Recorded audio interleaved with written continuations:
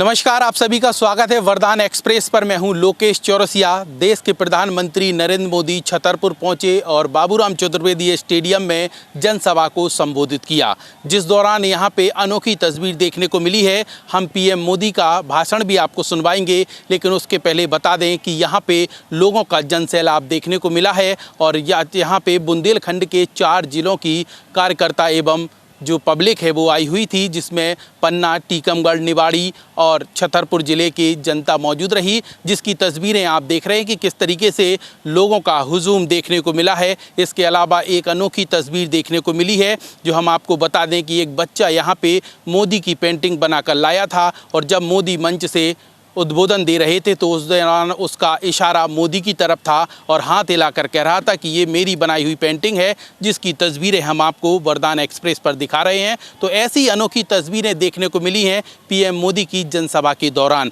अब हम आपको बताएंगे कि पीएम मोदी ने मंच से क्या कहा और किस तरीके से उद्बोधन दिया है। खासकर उन्होंने बुंदेलखंड के उस खुरचन की बात कही है जो जड़िया जी के नाम से फेमस है और इस खुरचन की चर्चा मोदी के मंच से भी गूंजती रही। इसके अलावा भीमकुंड की बात करें तो भीमकुंड भी चर्चा उन्होंने जोरों पकड़ी है। इसके अलावा यहाँ पे पांडवफॉल की बात कही है, रनीफॉल की बात कही है। तो ऐसे में उन्होंने बुंदेलखंड आकर बुंदेलखंड के उन स्थानों की चर्चा की है जो उन्हें काफ़ी मनमोहक लगता है, भा जाता है।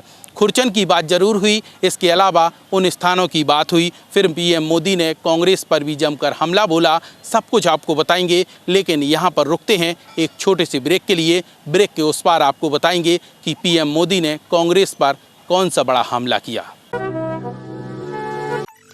इस खबर के प्रायोजक है hotel 7B, Naugaon road, Chhatarpur.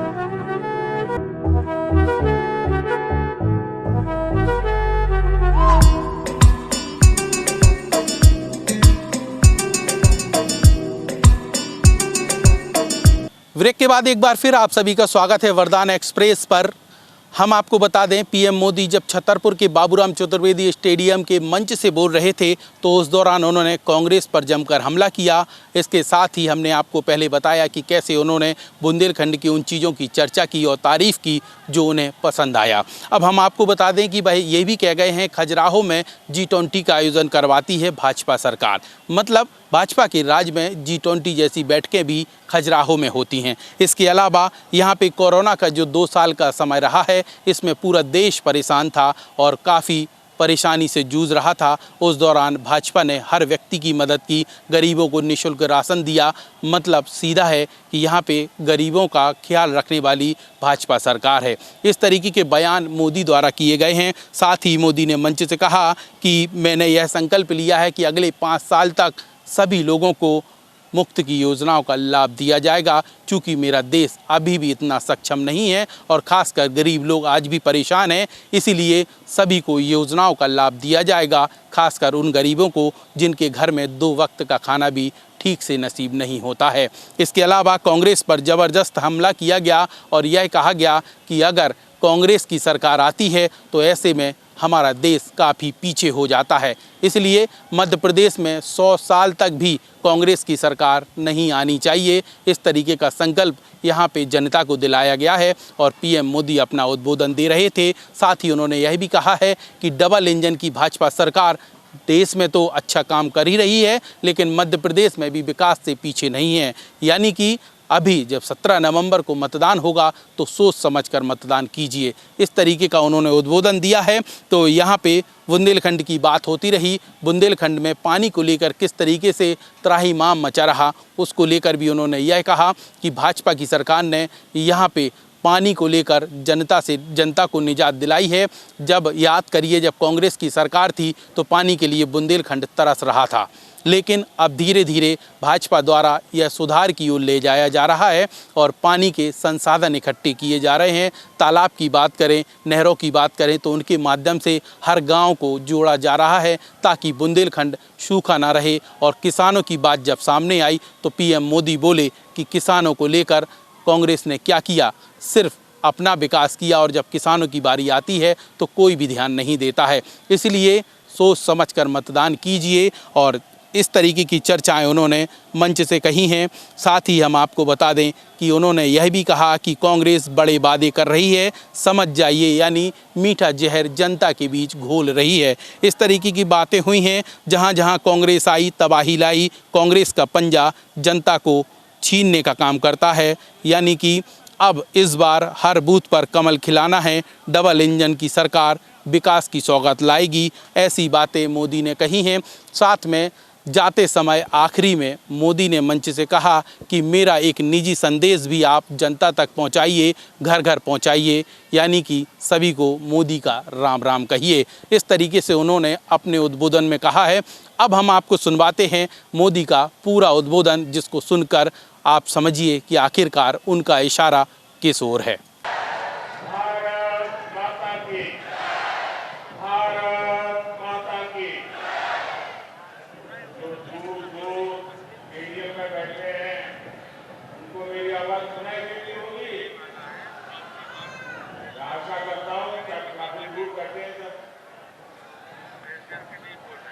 Chhatarpur में आपका उत्साह, ये आपका उमंग,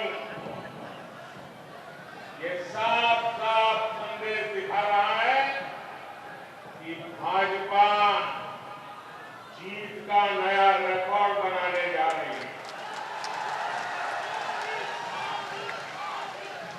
और ये वृक्ष कह रहा है, साफ साफ एक ही आवाज एमपी के मन में, एमपी के मन में, एमपी के मन में, मोदी के मन में, मोदी के मन में। मेरे परिवारजनों, आज मैं छतरपुर का, इस पूरे क्षेत्र का आशीर्वाद मांगने के साथ साथ आपका आभार व्यक्त करने के लिए भी आया। आपने देखा कि G20 का कितना बड़ा सम्मेलन दिल्ली में हुआ। G20 की एक बैठक, बहुत बड़ी बैठक, इस क्षेत्र में खजुराहो में संपन्न हुई। दुनिया भर के बड़े बड़े दिग्गज यहां आए थे। इस कार्यक्रम को आपकी वजह से ही सफलता मिली और पूरी दुनिया में आपका गुणगान मुझे सुनने को मिलता है, तो मेरा सीना गर्व से भर जाता है। और इसलिए मैं आपका धन्यवाद देता हूं, आपका अभिनंदन करता हूं। साथियों, हम वो लोग हैं जो भारत की माटी का ये चंदन माथे पर लगा कर गर्व से भर जाते हैं। औलाद से भरी हुई बुंदेलखंड की मिट्टी में भी हमें यही प्रेरणा, यही शिक्षा, यही सामर्थ्य का संदेश मिलता है। लेकिन कांग्रेस ने ना इस मिट्टी की ताकत समझी और ना ही देश की आन बान शान बढ़ाने का काम किया। गुलामी की मानसिकता से भरी हुई कांग्रेस को न कभी देश का विकास समझ आया और न ही देश की विरासत से उसे कोई लेना देना रहा। हमारा एक छतरपुर का गुलचंद, यहाँ का जटाशंकर मंदिर, ये हमारा भीमकुंड, ये पांडव फॉल, पुराने फॉल, ये सब कुछ पहले भी था। क्या मोदी आने के बाद आया क्या? लेकिन कांग्रेस को कभी ये विरासत नजर नहीं आई। कांग्रेस ने कभी रानी दुर्गावती के बलिदान पर गर्व नहीं। कांग्रेस की सरकार के लिए तो पूरा देश दिल्ली से शुरू होता था और दिल्ली में खत्म हो जाता था। योजनाएं घोषित होती थी तो दिल्ली में एक कमरे में, विदेशी नेता आते थे तो दिल्ली की बड़े कार्यक्रम होते थे दिल्ली में। और कांग्रेस के नेता अपने विदेशी दोस्तों को अगर कभी दिल्ली से बाहर ले जाते थे तो क्या दिखाते थे? याद करना, ये मीडिया वाले तो पुराना फिल्म निकाल करके रख देंगे। ये कांग्रेस के नेता अपने विदेशी दोस्तों को भारत की गरीबी दिखाने के लिए ले जाते थे। सोने का चम्मच लेकर पैदा हुए कांग्रेस के नेताओं के लिए गरीब एक टूरिज्म बन गया था। गरीब का उपहास हो, गरीब की मजाक उड़ाना, यही उनका कारनामा हो गया। मेरे परिवारजनों, जिन झुग्गियों में कांग्रेस के नेता फोटो खिंचाकर वापस लौट आते थे, आज मोदी उन झुग्गियों में रहने वाले मेरे गरीब भाई बहनों को पक्के घर बनाकर दे रहा है।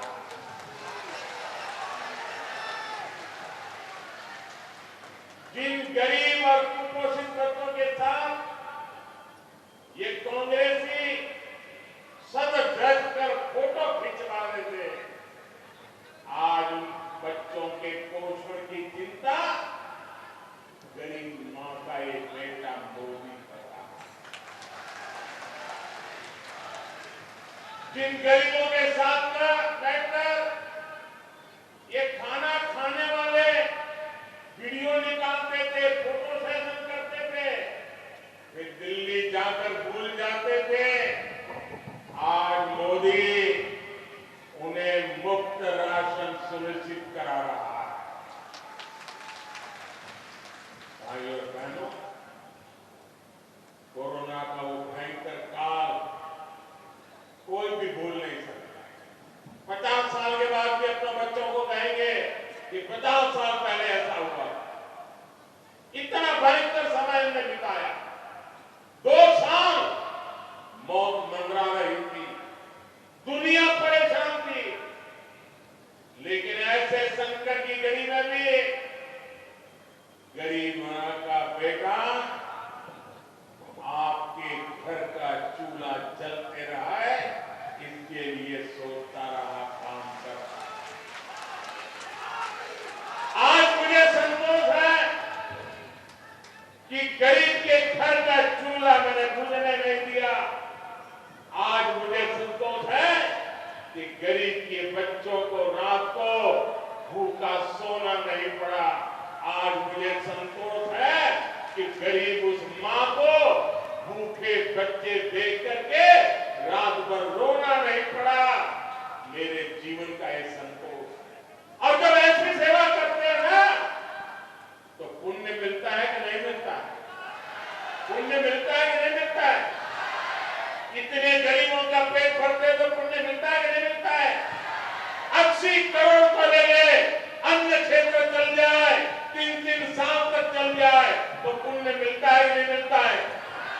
ये पुण्य का हकदार कौन है? ये पुण्य का हकदार कौन है? ये पुण्य का हकदार कौन है? ये गरीबों के आशीर्वाद का हकदार कौन है? इन बच्चों के आशीर्वाद का हकदार कौन है?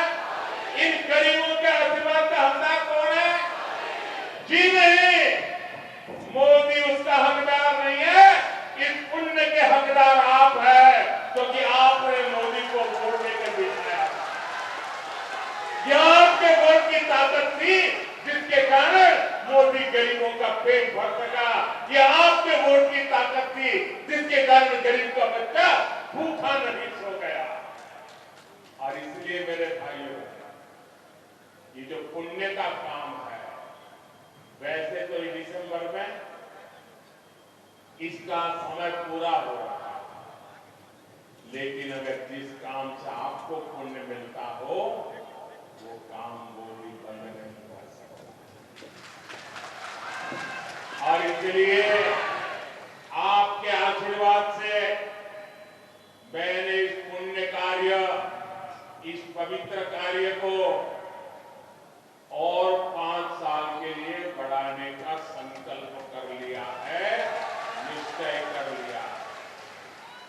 आप मेरे साथ सहमत हैं? दोनों हाथ ऊपर करके बताइए मैं सही कर रहा हूं। मुझे 5 साल इन लोगों को मुफ्त में राशन देना चाहिए ना? हर गरीब के घर का चूल्हा जलना चाहिए। पूरी ताकत से बताओ, गरीब के घर का चूल्हा जलना चाहिए। हर गरीब का बच्चा, उसका पेट भरना चाहिए।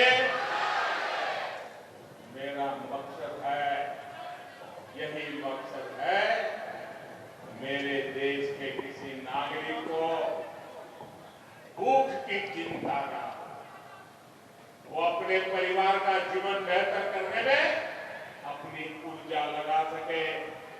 भाजपा सरकार में यहाँ छतरपुर में 1 लाख से अधिक गरीब परिवारों को पीएम आवास योजना के घर भी मिले।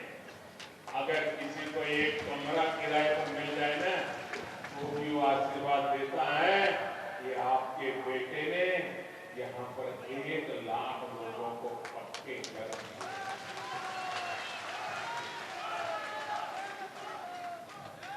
जिनको अभी नहीं मिला है, जरा मेरी बात उनको पहुंचा देना।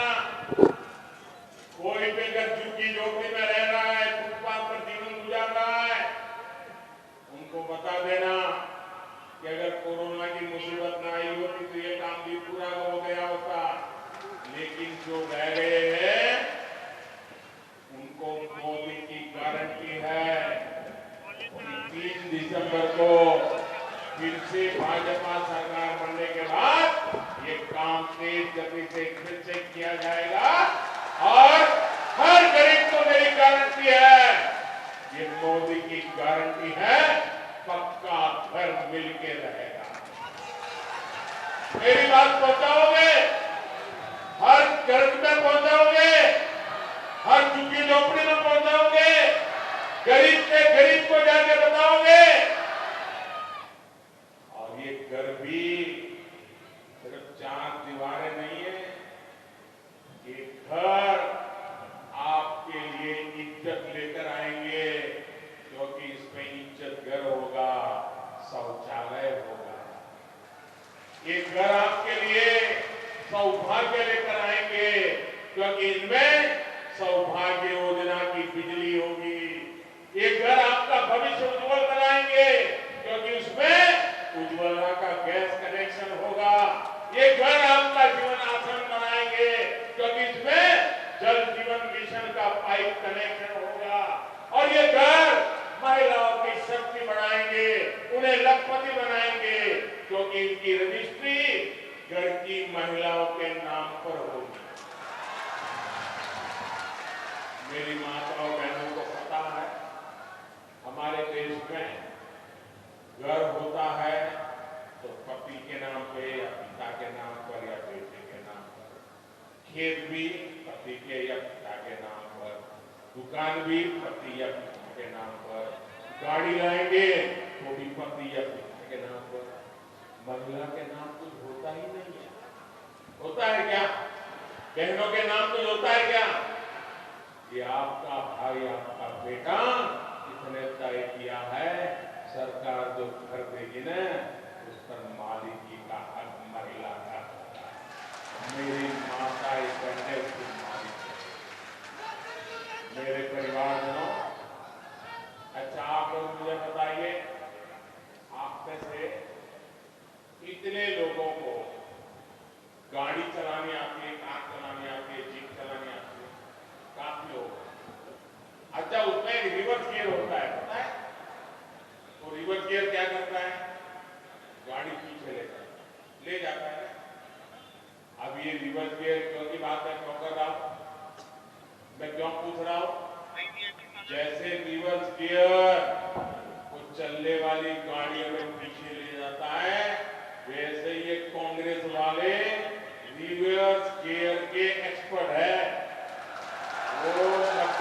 की विकास की गाड़ी पीछे ले जाएंगे। कांग्रेस सुशासन को कुशासन में बदलने में एक्सपर्ट है।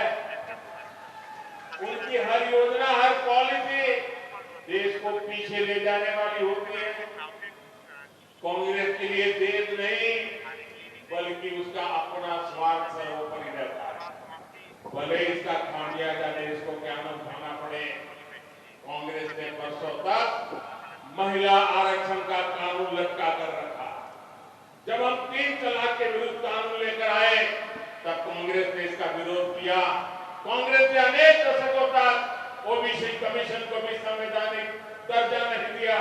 जब सामान्य वर्ग के गरीबों को 10% आरक्षण की बात आई, तो कांग्रेस ने इसमें भी भ्रम फैलाया।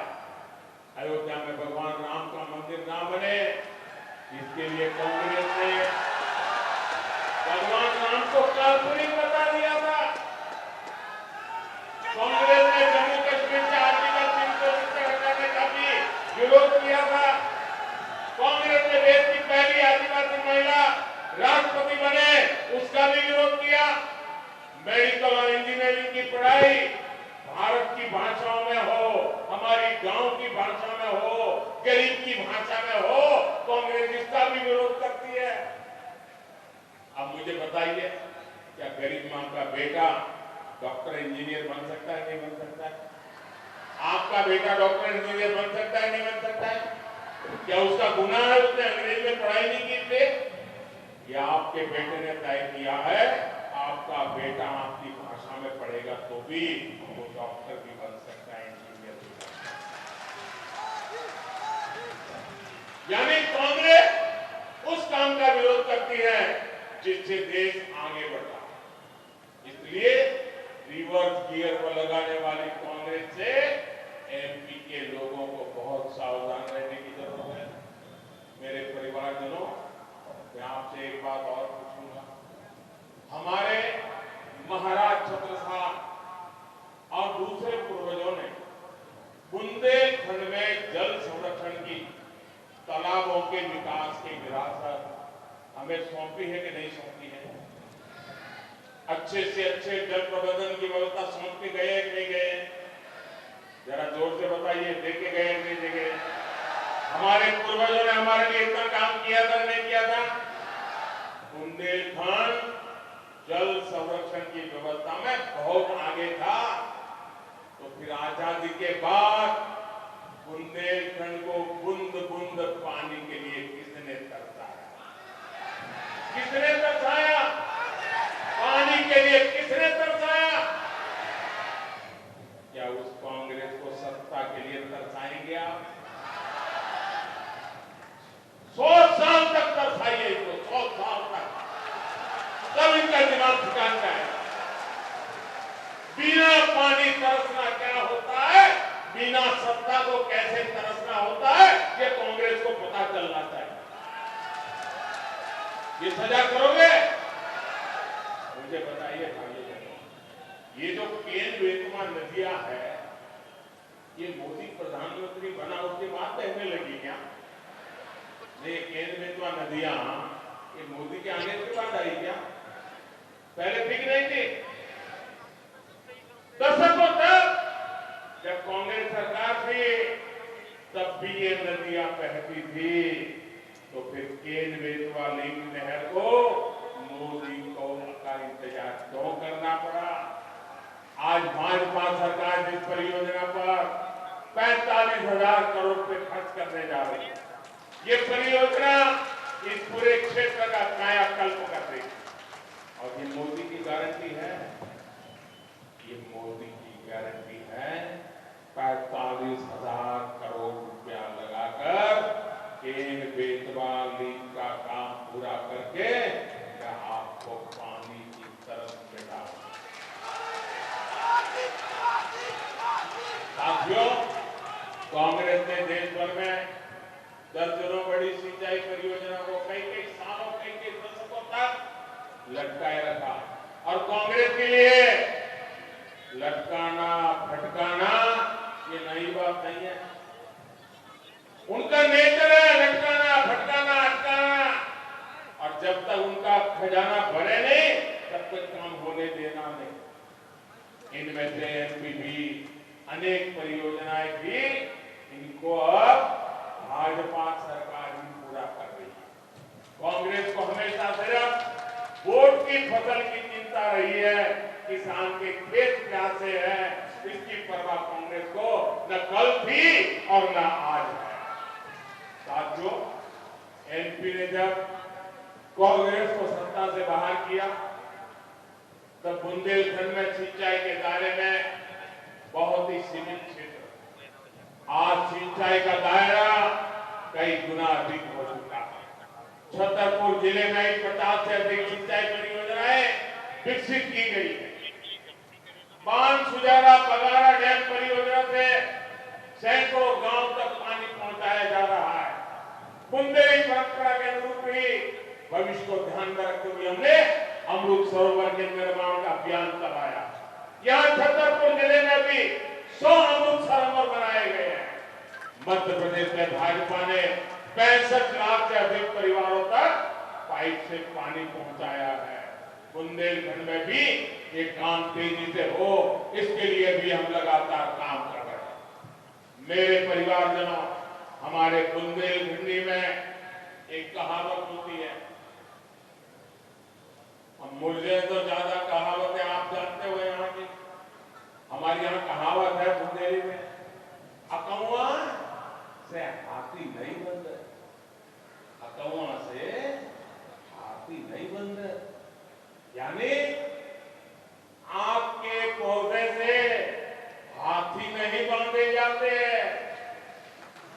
कहने का मतलब है कि कांग्रेसी ना बड़ा सोच सकते हैं और न ही बड़ा काम कर सकते। इसलिए जब आप कांग्रेस आपको सूरज और चांद लाने वाले वादा करें ना, तो समझ लेना कि कुछ मामला गड़बड़ है। जब भी कांग्रेस बड़े वादे करे तो मान लीजिए कि वो आपको मीठा जहर देने की तैयारी कर रहे हैं। देश के कई राज्य में ऐसा हो चुका है। कांग्रेस वालों ने एक राज्य में मुफ्त बिजली का वादा किया था, उस राज्य में लोगों ने भी कांग्रेस पर भरोसा कर लिया, लेकिन सरकार में आते ही कांग्रेस ने बिजली के दाम बढ़ाने शुरू कर दिए। इतना ही नहीं, कांग्रेस ने बिजली की जबरदस्त कटौती भी शुरू कर दी। और इसका नतीजा क्या हुआ? बिजली कटौती बढ़ी, उद्योग चौपट हो गए, लोग बेरोजगार हो गए, नौकरियां जाने लगी।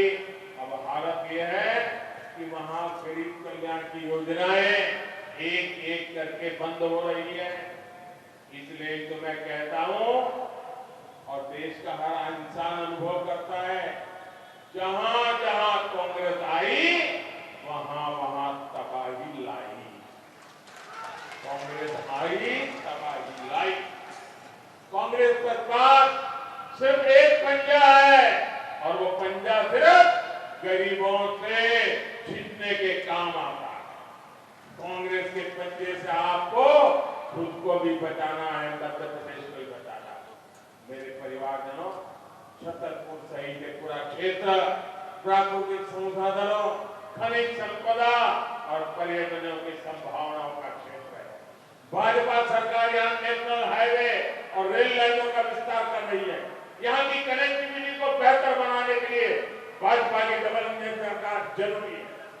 कांग्रेस जहां भी, वहां मोदी की हर योजना, हर परियोजना में रुकावट डालती है। इसलिए एमपी से कांग्रेस को दूर रखना बहुत जरूरी है। छतरपुर सहित बुंदेलखंड के अच्छी हर बूथ पर कमल का फूल खिलना चाहिए। मुझे विश्वास है इतनी बड़ी तादाद में आप आशीर्वाद देने आए। बुंदेलखंड की मेरी माताएं, बहनें, बेटियां ये जरूर सुनिश्चित करेगी हर बूथ में कमल खिलेगा। हर बूथ में जाएंगे, हर बूथ में जाएंगे, इधर वाले जरा बताइए, जाएंगे हर बूथ में कमल खिलाएंगे, घर घर जाकर के मेरी बात पहुंचाएंगे, एमपी में फिर से भाजपा लाएंगे, मोदी को मजबूत करेंगे। अच्छा, मेरा एक और काम करना है, मेरा निजी काम, चुनाव वाला नहीं। करोगे? ऐसे नहीं, ये पूरी ताकत से बताओ तो भरोसा करो। करोगे? अरे ये तो वीरों की धरती है, बताइए ना, करोगे? पक्का करोगे? लेकिन ये चुनाव वाला काम नहीं है, मेरा निजी काम है, करना पड़ेगा। करोगे? एक काम करना, घर घर जाकर के कहना कि आज मोदी जी छतरपुर आए और मोदी जी ने आपको राम राम कहा है। ये मेरा राम राम पहुंचा दोगे? मेरे तरफ से हाथ जोड़ के राम राम पहुंचा दोगे? आप जैसे ही मेरा राम राम कहोगे ना, वो अपने मन से मुझे आशीर्वाद भेजेंगे और वो आशीर्वाद मुझे बहुत ताकत देंगे। मुझे आपके लिए काम करने की ताकत देते हैं और इसलिए मेरा राम राम हर किसी को पहुंचाना। बोलिए भारत माता की, भारत माता की, भारत माता की। बहुत बहुत धन्यवाद। तो सुना आपने देश के प्रधानमंत्री नरेंद्र मोदी का यह उद्बोधन, और यहाँ पे इस तरीके से छतरपुर के बाबूराम चतुर्वेदी स्टेडियम में मोदी की जनसभा संबोधित हुई, जिसमें यहाँ पे कई हज़ार लोग मौजूद रहे। और ये बाबूराम चतुर्वेदी स्टेडियम यहाँ पे पब्लिक से भरा हुआ था। और व्यवस्थाओं की बात करें तो पुलिस और प्रशासन द्वारा चाक चौबंद व्यवस्था की गई थी, क्योंकि देश के प्रधानमंत्री नरेंद्र मोदी छतरपुर आए हुए थे और बाबूराम चतुर्वेदी स्टेडियम में उनकी जनसभा चल रही थी। वरदान एक्सप्रेस की टीम में कैमरामैन राहुल माली के साथ मैं लोकेश चौरसिया, वरदान एक्सप्रेस।